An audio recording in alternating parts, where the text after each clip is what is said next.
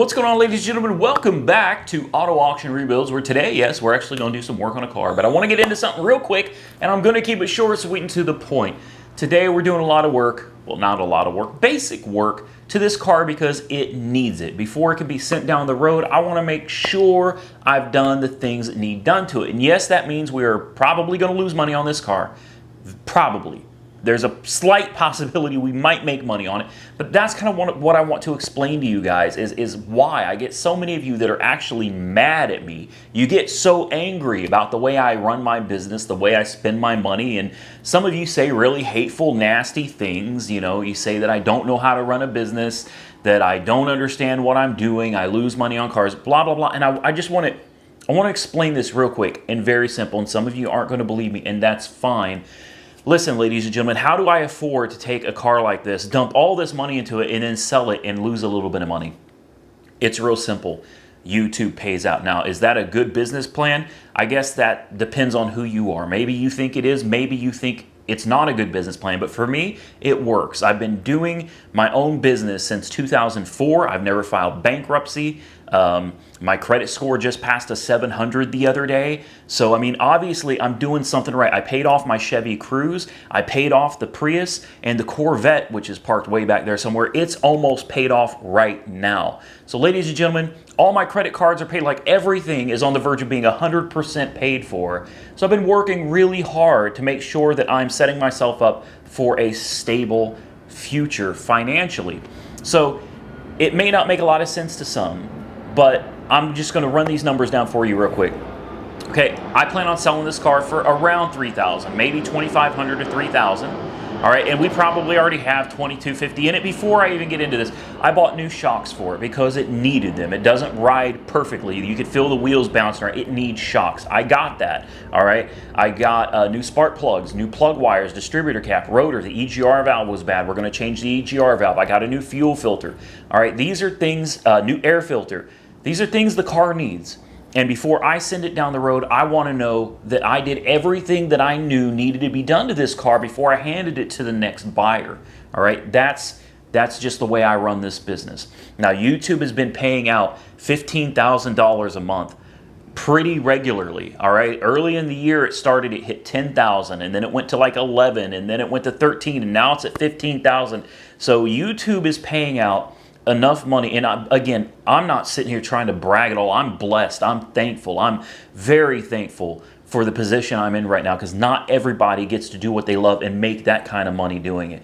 This is better than I've ever done in my whole life, guys, and I'm so grateful. I'm so thankful to all of you. Please don't think I'm bragging. I was out the last couple days, guys. I've been driving the Caprice. All right, I'm a very humble guy. Truly, I am. I'm not out here driving around in a new ZR1. No offense to Street Speed 717 or anything. I love Street Speed. I do. I watch his videos. I think it's awesome that he got the ZR1. And, you know, maybe someday down the road, if I ever get to his level financially, I'll be able to do that. But for right now, all I want to do is just kind of live a quiet life, sell good cars to people, make sure that I'm doing everything I can to give somebody a good, reliable car at a good price. And as long as YouTube can pay me out like this, I can afford to do this. I can lose money here and there. I don't lose money on every car. Sometimes I do. Most of the time, I don't. So please understand, I don't make the bulk of my money selling these cars, guys. I make the money from YouTube, from you, ladies and gentlemen, watching. So why I've been getting so many hateful, mean comments, like, I mean, just nasty comments lately, I don't really understand.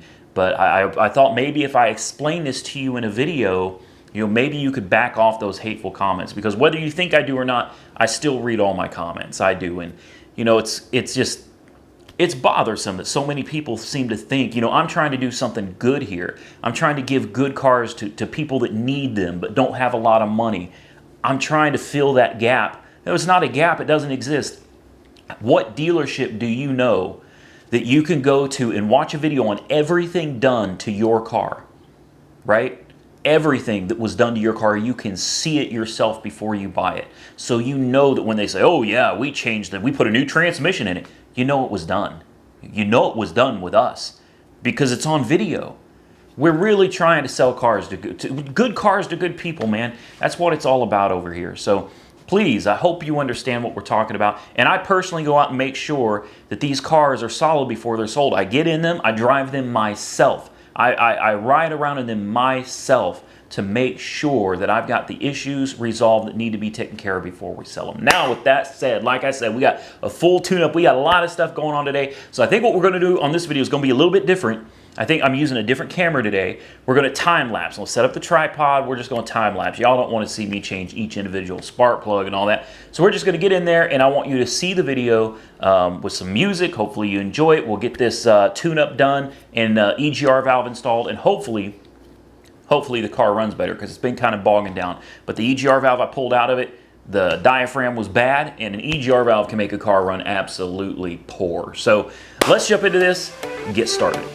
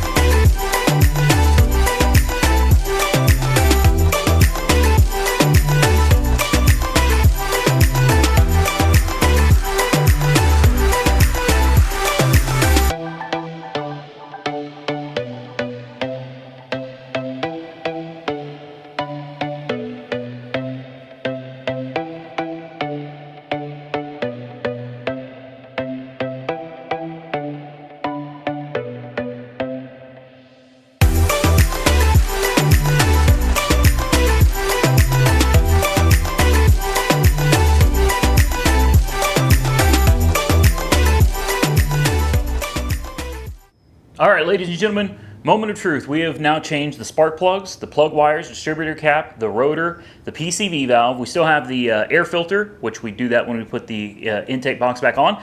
And we got the fuel filter to change. So what I'm going to do right now is I'm going to try to start up. I have not done this without you. We're going to try to fire it up, and I'm going to cross my fingers that she fires right up and she's happy. Because as you can see, the distributor cap and rotor, the distributor cap and rotor were original. It was OEM Delco Remy. Plug wires were original. So chances are the spark plugs were original too.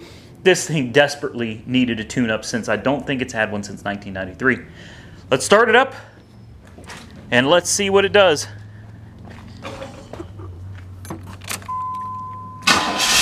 Oh, wow. Dude, it fired up instantly. Yeah. Like, it was instantaneous. It usually, you know how it usually cranks, it goes nee nee nee nee nee nee nee, and then it starts up. It was man on top. Let's do it again.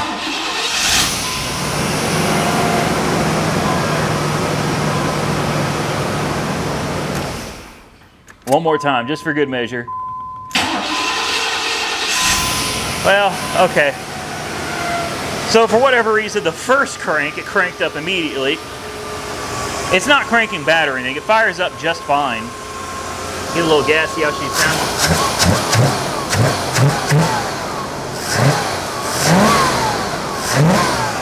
Oh yeah. Oh yeah. Oh, new EGR valve too. I totally forgot we put a new EGR valve on it. I think a new fuel filter, put the air filter on it, dude, and this thing's gonna be, this thing's good to go. There we go. So as you can see, we got us a new air filter. We got the air intake box. We're gonna put all this back together, and I'll be right back. Then we're gonna change the fuel filter. You'd think that there'd be a diagram somewhere. If you need a diagram to put in an air filter, you shouldn't work on cars. See what I mean? It slides in, and then these tabs down here pop right in. And then that stovepipe connects. That little hole down yonder. Yeah, you just take this and get it lined up with the, easier said than done, but once you get it all lined up, there we go. Just like that. All right, last step in this is the fuel filter. Now, this one's real nice. It says out right here, so you know the other way is in. So you're gonna want it, the fuel line going in and then going out towards the engine. You got these little quick connect clips, which is real cool that it came with. These will slide on like so. And that's it. That means we could take this thing for another drive and see how it does now that it's practically done. Ooh, wow, I'm gaining a little weight there. Okay, no, we're good. All right, ladies and gentlemen, this is an original AC Delco fuel filter. So obviously the fuel filter had never been changed, and now it has. So let's fire it up and see how it runs and take it on a little test drive. Here we go. I'm gonna cycle the key a couple times to help get that new fuel filter primed up.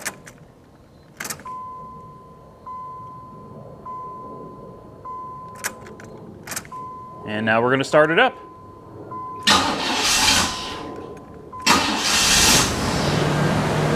There we go. There we go. Make sure she's not leaking.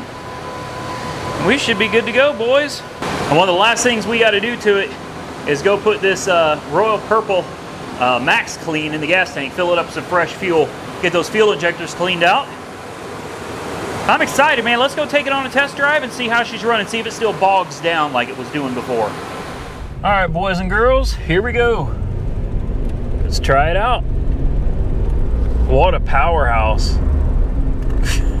I'm sorry, but this 5.0, I've had so many people get mad at me, like, don't talk trash about the 5.0, Randy. That motor is a beast. I've whooped Corvettes and Raptors with it. No, you didn't. No, you didn't. Stop lying. I'm sorry. Look, I'll tell you this. I love the car. I do. The Caprice is a great running and driving car. If it had the LT1 in it, it would be a heck of a lot more fun. You'd have a Positrack rear end. I'm sure this is just limited slip. You'd have the 5.7 LT1, which is like 300 horsepower. You know, it would make a heck of a difference if this was the LT1, but it's not. You smash the gas, and look. It's kind of uneventful, if you know what I mean. It's not a fast car, guys. It's not. Why lie? You know, why lie? Why pretend? Let's just be real about it. It's not a fast car. It's, at the time, what was considered to be a fairly fuel-efficient land yacht. You know, this car is registered on, I think it's fueleconomy.gov. as getting, I think it's 26 miles a gallon on the highway. Oh boy, we got traffic going on here, don't we? Great. It's almost 5. Yeah, we're going to be getting off this highway in a minute. So understand that this 5.0 liter is not a powerhouse. You are not going to get in this car and smash it on the gas and go, you know, flying around town. This is a pretty slow car. But what it is, it's a very big, very comfortable land yacht. the thing floats like this. It's like a boat. If you ever been on a boat on the water without going too fast, you know, a boat just kind of glides on the water, man. That's how this car is. It's very smooth. It's very comfortable. And I love it. I love it. But we're getting close to being ready to sell it. We've done a lot of work to it. She's doing really well, as you can see. Look, see, we're going 60 miles an hour. In fact, look, punch it. There you go. Oh, boy. Whoa, there's 70. The transmission shifts flawlessly. The air conditioning works. The only thing I'm going to do to it still that we haven't done yet is I bought a set of really good shocks for it. Very good. They're not mono tubes. I guess I don't know what you call them. They're dual tubes or something. They're a real premium shock for this car. They have twice the absorption power that the original shocks had, and since this still has its original shocks, it's going to make a world of difference.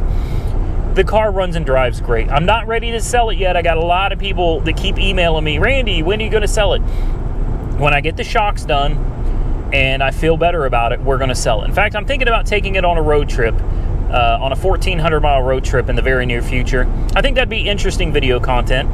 Well, we'll see what happens, but for now, I'm not selling it just yet. And with that being said, I think this is a good point to conclude the video. I did this video different than I think I've ever done any other videos. A little bit of time lapse, a little bit of just cutting here and there. And I didn't want to bore you with all of the, you don't want to stand there and watch me try to stick my arm, which happened many times, trying to fit my arm down the passenger side of the engine bay in this thing. You almost have to be a contortionist on the passenger side of this. And it took quite a while to get this basic tune-up done. I didn't want to bore you guys with all that, so that's why I did it that way. I hope you enjoyed it. If you liked the way I did this video, please leave me a thumbs up, man. Whoa, the camera went sideways there for a minute. Hit that thumbs up button. I truly appreciate it. If you didn't like the video, give it a thumbs down. And hey, if you're not currently subscribed to the channel, please consider hitting that subscribe button. Follow me on Instagram, Auto Auction Rebuilds. I would totally appreciate it. And the Caprice is doing a lot better. I'm real happy with this car. Stay safe out there, everybody. We'll catch you all very soon in the next one.